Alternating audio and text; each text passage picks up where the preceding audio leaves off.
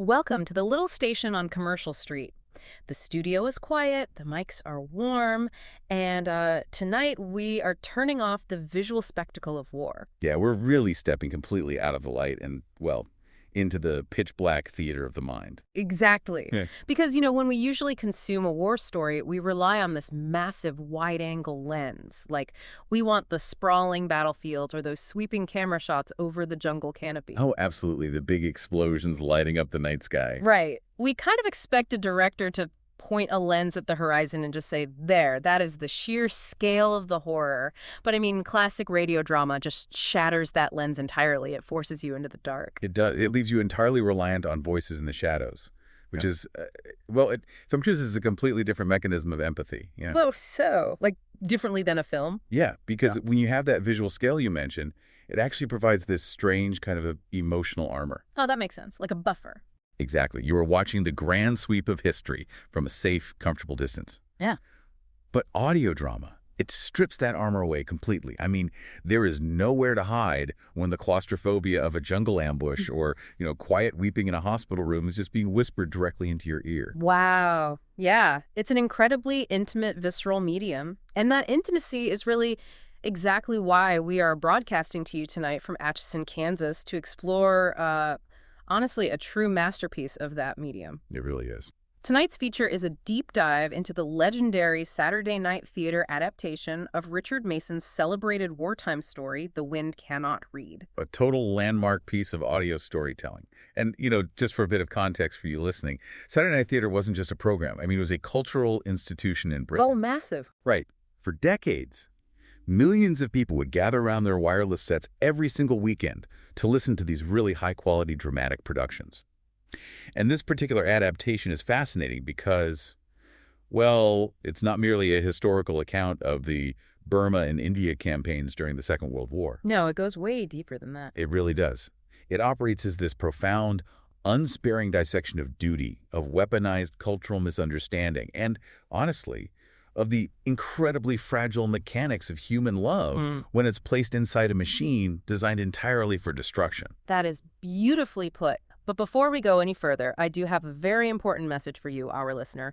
This episode contains major spoilers. If you have not yet listened to the play, we strongly recommend pausing this discussion and enjoying the original production first. You'll appreciate the drama much more by experiencing it unspoiled. You can listen here. https://u2.bxxnp/ketamum. Yeah, we truly mean it.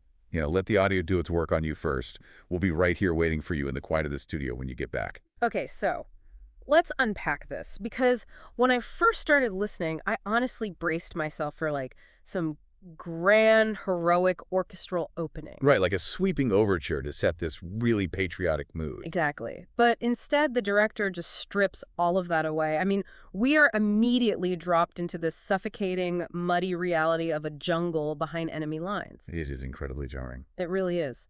We meet Flying Officer Michael Quinn, played brilliantly by Martin Jarvis, and his fellow stranded airman, Peter Torrington. Their airstrip has been completely overrun. And the very first thing we learn about our protagonist, Michael, is not his bravery. No, definitely not. It's that he is suffering from severe, debilitating dysentery. Yeah, which is just such a striking subversion of the traditional war hero trope, right? I mean, the production team uses the audio format to immediately ground the story in intense physical torment. Oh, absolutely. Michael tells Peter that he had to go to the bathroom 23 times before sundown. 23 times. Yeah. So it just became more practical to leave his trousers off entirely. I mean, he's literally crying the pain in his bowels. And, this isn't just some gross out detail for shock value. No, not at all. It's a brutally accurate historical reflection of the Burma campaign. I mean, the Allied forces there, they were often called the Forgotten Army. They were fighting in monsoons, dealing with malaria, typhus, and, well, dysentery. It sounds like an absolute nightmare. Oh, it was. The jungle itself was as lethal as the enemy. The environment isn't presented as this romantic, exotic backdrop.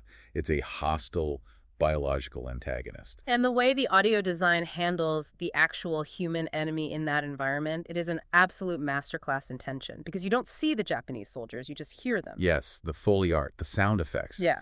It's meticulously designed to create a sense of absolute dread. Right. You hear that rhythmic, crunching sound of boots marching through the brush like just yards away in the dark. The enemy is entirely faceless. They are literally just silhouettes and sound. Which serves a very specific narrative purpose. I mean, the production is deliberately isolating our characters in an information vacuum. Oh, that's a good way to put it. Yeah, because Peter happens to have this captured Japanese RT radio telephony receiver strapped to him, which he literally took from a dead soldier. Yeah. And when they turn it on, the airwaves are filled with this polished imperial propaganda offering, quote-unquote, honorable surrender. But immediately, Michael and Peter contrast that smooth broadcast with the horrific atrocity stories they've heard whispered among the ranks. Exactly. This opening sequence, it functions like a psychological pressure cooker. Yeah, because we are introduced to the Japanese forces entirely as this terrifying, omnipresent monolith in the dark.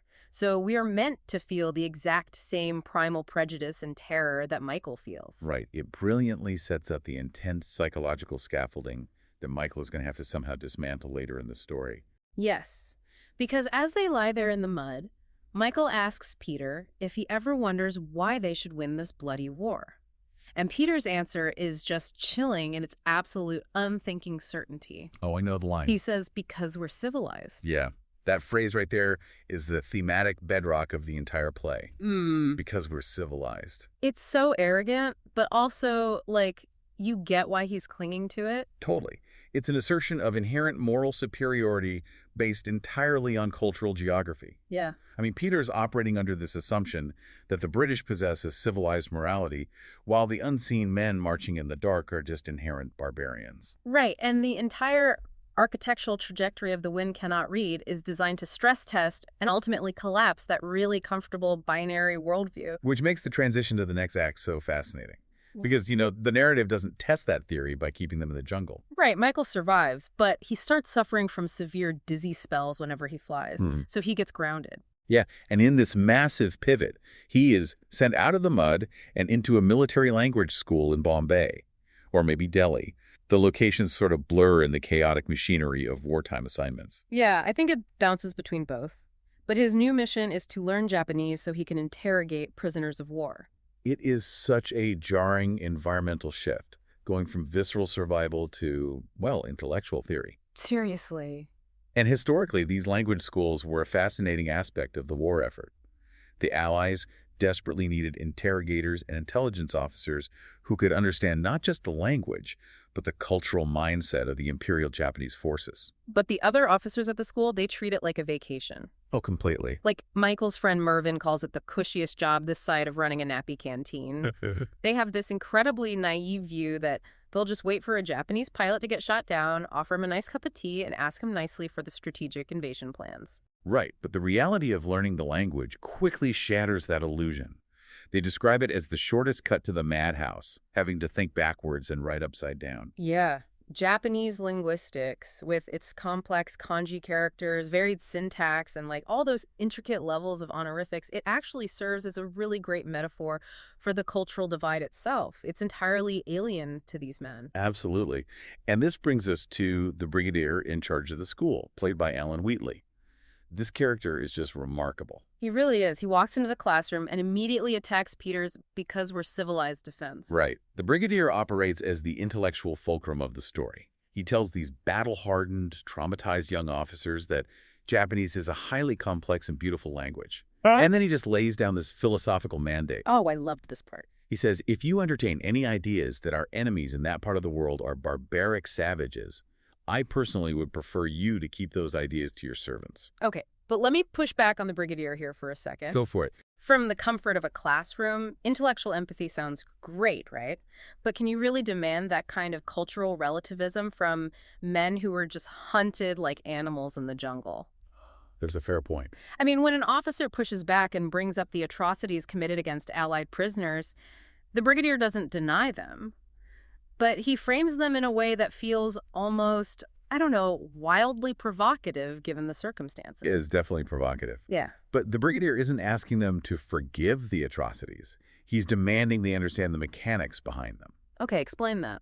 Well, he explains the philosophy of the Imperial Japanese military.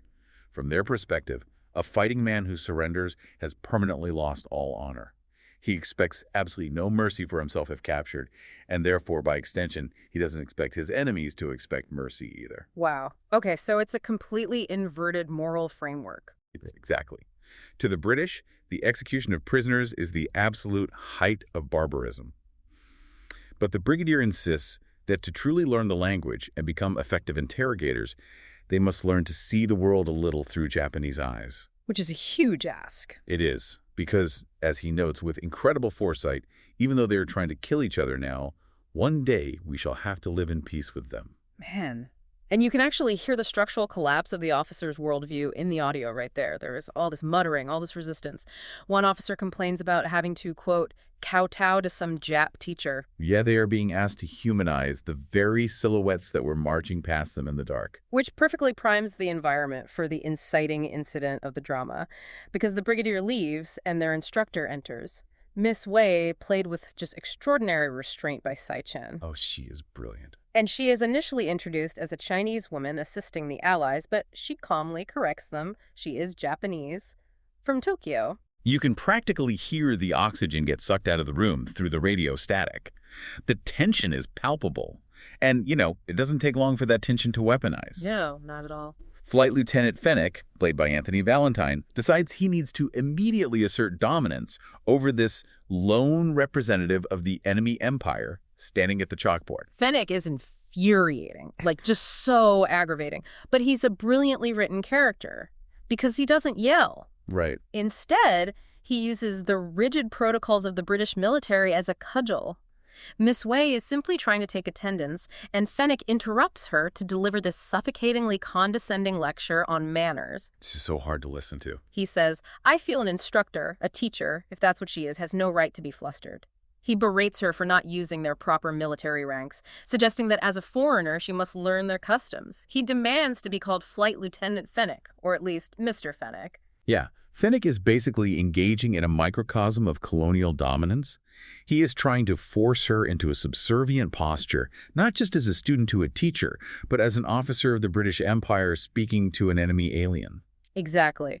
But Sabi Miswaishi diffuses the entire attack with this absolute masterstroke of grace. She really does. She offers a, quote, most humble apology. She just refuses to engage with his hostility on his terms. She absorbs the kinetic energy of his insult and grounds it completely. But Michael can't handle watching it. Michael snaps, for God's sakes, Fennick, shut up. Yeah, it's a very quick, very subtle defense, but it totally shifts the gravity of the room. It really does. And later, Sabi tells Michael that he inadvertently taught the class how to accept an insult with dignity. I think this classroom dynamic serves as a huge warning label for the rest of the story. Oh, for sure. Any connection, any fraternization between these British officers and their instructor is going to be scrutinized, policed, and heavily punished by the social order. And we see that social order applied almost immediately when the story moves out of the sterile environment of the classroom and into the chaotic reality of the city. Right.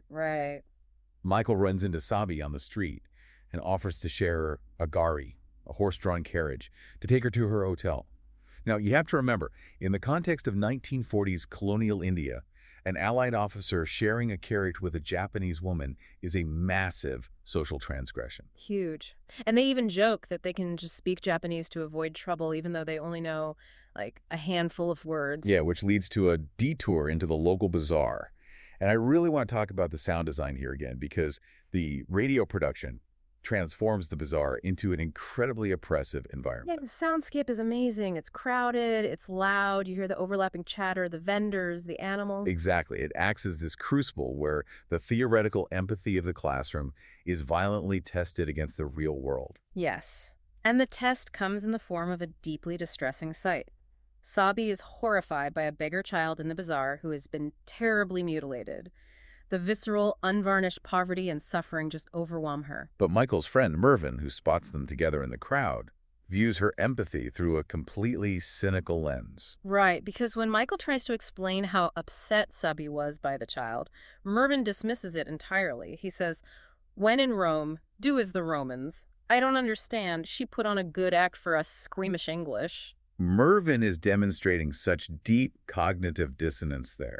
He literally cannot process the idea that a Japanese person could possess genuine human compassion for an Indian child. It just doesn't compute for him. Right. To justify his prejudice, he even brings up a historical rumor about a Japanese emperor mutilating Christians. I mean, Mervyn isn't looking at Sabi the individual. He is looking at Sabi the avatar of the Imperial Japanese military. Okay, but wait, let me play devil's advocate for Mervyn for a second here. Sure, go ahead. Isn't Mervyn just doing exactly what he has been conditioned to do to survive? I mean, he is a soldier in a total war. He has been trained to see uniforms and national identities, not nuanced individuals. The survival of his unit actually depends on that broad stroke thinking, doesn't it? Well, yeah, that is a very fair assessment of his psychological state.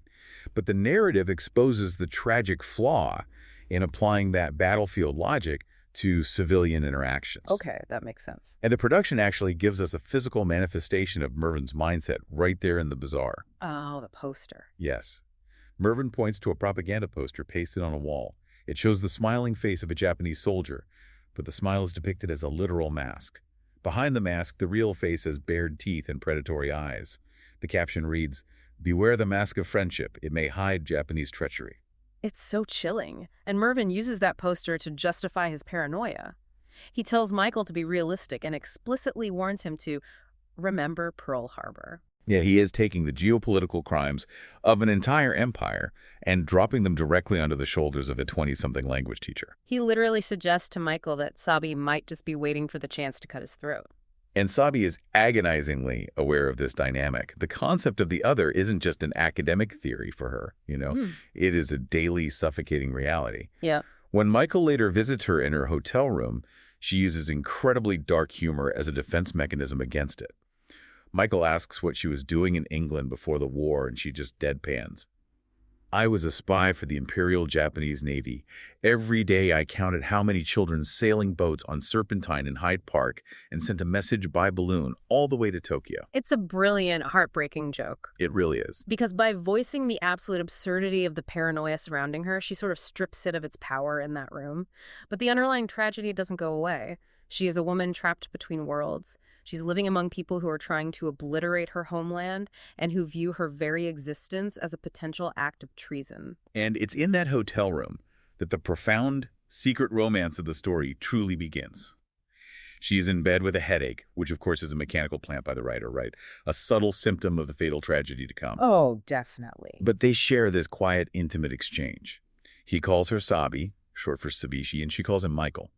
But it's crucial to note that Michael does not immediately step up as the fearless romantic hero here. The immense social taboo terrifies him. He absolutely panics. He realizes he is falling in love with the enemy, and he tries to run away from the gravity of those feelings. Totally runs away. He leaves her hotel and goes to a loud, drunken party, desperately trying to re-immerse himself in the callous, uncomplicated persona of a wartime soldier. He gets drunk and clumsily comes onto Rosie, the middle-aged woman who runs the boarding house. He demands a kiss, telling her there's no time to go into politics. But Rosie serves as a vital, pragmatic counterweight in the narrative. She isn't fooled by his performance for a second. Not for 1 second. She diagnoses his cowardice immediately. She tells him, "I believe you are afraid to be in love with a girl who is sweet and kind, so you have taken the first chance to run away." And Michael tries to use the macro tragedy of the war as an excuse. He argues that millions of people are being killed, sort of implying that personal love is trivial or impossible in such a landscape. But Rosie completely rejects that nihilism. Yes. She says the war can't last forever. It is done already for the dead, but you are the living. She practically drags him to her car and drives him back to Sabi's hotel. And she delivers what I think is honestly the foundational argument of the story. If life doesn't include love, there's no point in living it at all. Wow. Rosie is arguing that love isn't a luxury to be deferred until peacetime, Yeah. Love is the fundamental mechanism that justifies continuing to survive the trauma of the present. That is so true. And her intervention gives Michael the momentum to go back. When he returns to Sabi's room, we get a moonlit conversation that reveals the immense baggage Sabi has been carrying. Michael admits his fear, and in exchange for his vulnerability, Sabi reveals why she is in exile. It's a devastating backstory. She wasn't in England for a casual education or a holiday. Her father, adhering to the rigid, patriarchal business structures of Imperial Japan, had arranged a marriage for her. But Sabi did the unthinkable in that cultural context. She refused the suitor 3 times. Yeah, and to understand the weight of that, you really have to understand the family dynamics of 1930s and 40s Japan. A daughter defying the head of the household in a matter of arranged marriage was a profound breach of honor and duty. It brought immense shame to the family name. Exactly. Sabi's father, desperate to force compliance, left her alone in the summer garden at night with the chosen suitor. And the suitor brutally assaulted her. Sabi tells Michael, "I screamed and he put his hand over my mouth. After that, I knew nothing until I was lying in my bed." God, it's just so awful. And the aftermath is an absolute indictment of that entire social code. It really is. Because her father didn't offer comfort or seek justice. He was so consumed by the shame of the broken arrangement and the loss of her so-called purity that he couldn't even look at her. The family fled to England not for opportunity, but just to hide their disgrace. This revelation completely re-engineers our understanding of Sabi. I mean, she is a double exile. She is alienated from her host country because of the war, but she is also deeply alienated from her own culture's oppressive patriarchal machinery. She carries this awful internalized shame. She tells Michael she has a scarlet past. She is terrified that this trauma makes her unlovable. But Michael's response is the exact opposite of her father's. He says, "What if I love you even more now?" That line, it just completely dismantles the toxic framework of shame that was forced upon her. He proposes to her right on the spot. But Sabi refuses. Yeah. And she refuses with a very specific fatalistic condition. She makes him promise never to ask her to marry him again, insisting, "Whatever happens, you will never have to marry me." It's a masterful piece of dramatic irony by Richard Mason, because we, along with Michael, assume she is refusing because of her past trauma and her status as an enemy alien. We don't realize until the end that she is protecting him from a biological inevitability. Right. And despite the refusal of marriage, they plan a secret, month-long leave together. A honeymoon in the Himalayas, geographically and socially elevated above the war. But the institutional machinery of the British Empire tries to crush that dream before they even pack their bags. Michael is summoned by the brigadier, and as a listener, you brace yourself. Oh, absolutely. You expect the brigadier to act as the hammer of military discipline, forbidding the fraternization, but the scene is incredibly nuanced. The brigadier reveals that he is fully aware of their relationship. He is actually acting as a sort of proxy guardian for Sabi, keeping an eye on her on behalf of Lord Durston in England. Yeah, which is a wild twist. It is. The brigadier admits that Sabi represents all the finer qualities of the country, which we are unfortunately fighting. But he issues a dire warning about the collateral damage of their romance. He tells Michael that war hate is a terrible thing. It's corroding all of us. So the brigadier isn't really threatening Michael. He's warning him about the immense social gravity they are fighting against. Exactly. And we see this gravity when Fenwick confronts Michael in the mess hall. Fenwick, with just absolute disgust, suggests Michael is using Sabi as a sleeping dictionary. He barks, "Our job is to kill them, not make love." It shows that even if Michael and Sabi can bridge the cultural gap privately, the public sphere will not tolerate it. But the brigadier makes Michael promise never to desert her, knowing the hostility they will face. And they do manage to escape for their month in the mountains. They find a moment of profound peace. Yeah, they even rent a small house in Bombay to return to. For a fleeting second, the narrative lets you believe that love might actually carve out a sanctuary inside the war. But the sanctuary is an illusion. Literally, as they unlock the door to their new home in Bombay, reality slips a piece of paper under the door. Oof. Michael finds an official letter ordering him to report to a POW camp within 8 days to work as an interpreter. The war violently yanks him back into the ideological meat grinder. And this transition into, section 5 of the story is where the philosophical themes turn lethal. Michael arrives at the POW camp, which the audio paints as this oppressive, sweltering fortress in the jungle.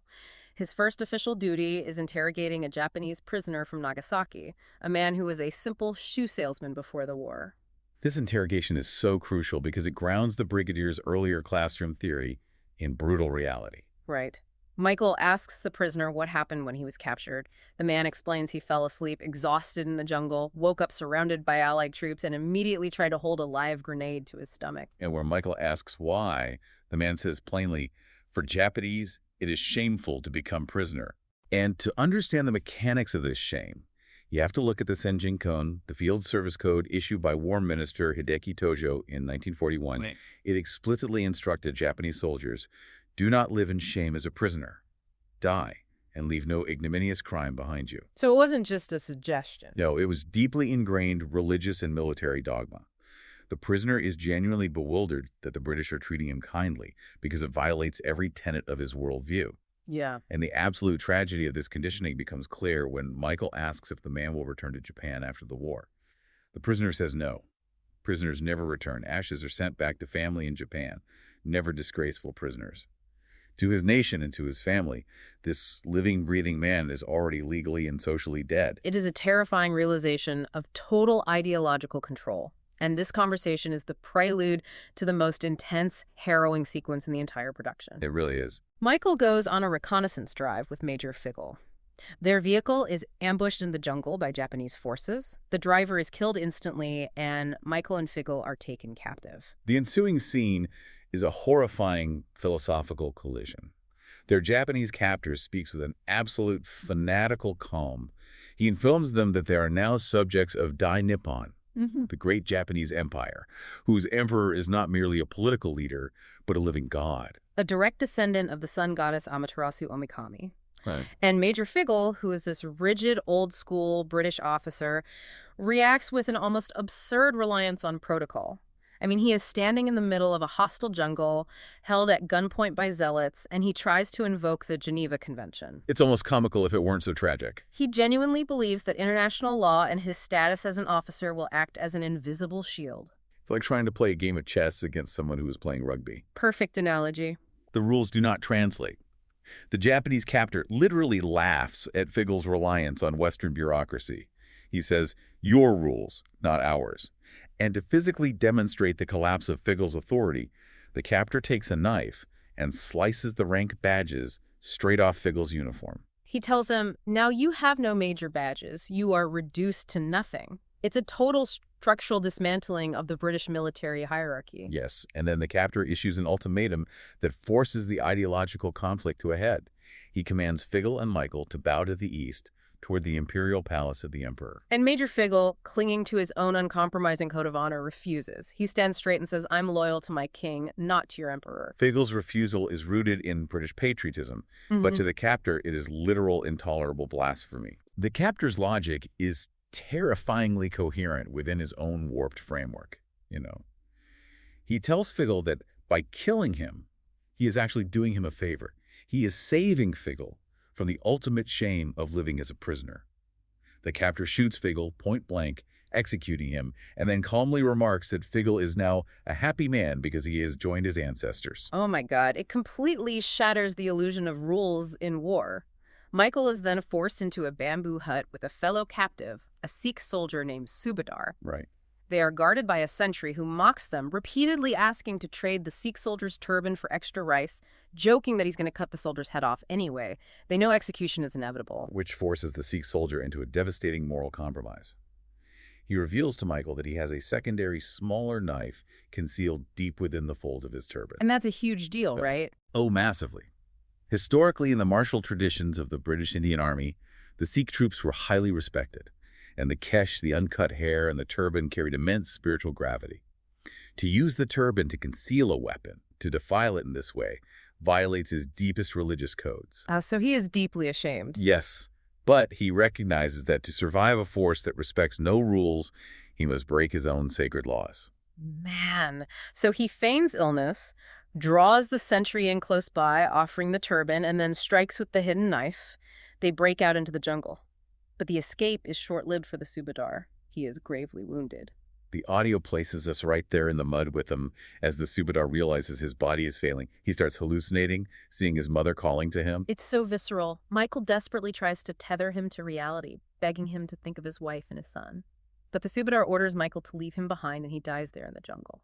This sequence completely breaks Michael's psychological foundation. Yeah. I mean, think about it. He has just witnessed a British major executed for stubbornly adhering to an abstract code of honor, and he has watched a noble Sikh soldier sacrifice his profound religious integrity and his life just to buy Michael a chance at survival. Yeah, it violently strips away the civilized veneer that Peter bragged about in the first scene.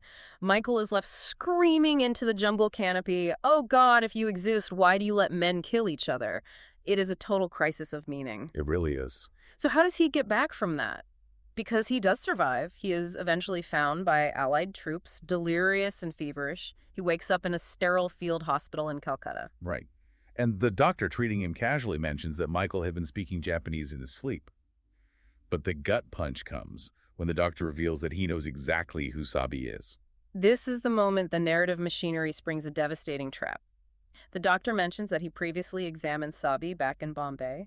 He calls her a very brave woman and notes with professional understatement that she isn't always too well. All the subtle clues, the headaches, the refusal of marriage, they suddenly align into a terrifying picture. Yes. Michael discovers that Sabi has completely vanished from her broadcast duties in Delhi. The desperation in Martin Jarvis's voice acting here is incredible. He has just survived the literal meat grinder of the jungle, and now he is thrown into an entirely different, far more terrifying race against time. He has to get back to Delhi. Right. He begs a transport officer for a flight pass, but the bureaucracy denies him. He's stuck. And then, in one of the most brilliant twists of character development, he runs into Fennec. Fennec, the man who humiliated Sabi in the classroom. The man who threw the sleeping dictionary slur in Michael's face. Yeah, you fully expect Fennec to gloat or invoke protocol again. But encountering a wounded, desperate Michael, something fundamental shifts in Fennec. The script doesn't give him a grand, redeeming monologue of apology either. It's much more realistic. Fennec utilizes the very bureaucracy he previously weaponized, but this time for grace. It's a phenomenal scene. Fennec walks up to the desk clerk and orchestrates this aggressive bluff. He pretends that Michael simply dropped an approved travel pass on the floor. He bullies the clerk into putting Michael on a transport plane, leaving in 5 minutes. It's a tiny, abrasive act of mercy from a man we've been conditioned to despise, proving that humanity can occasionally short-circuit the military machine. But Michael's desperate, rule-breaking flight only delivers him to a tragedy he cannot fight. He tracks Sabi down to the King George Hospital in Delhi. Yes. The nurse intercepts him outside the room. She warns him that Sabi has undergone a massive operation, that her head is entirely bandaged, and that he cannot excite her. Michael walks into that hospital room, and the audio performance here is just staggering. Sabi is dying of an inoperable brain tumor. The biological reality of her headaches is finally laid bare. It recontextualizes her entire relationship with Michael.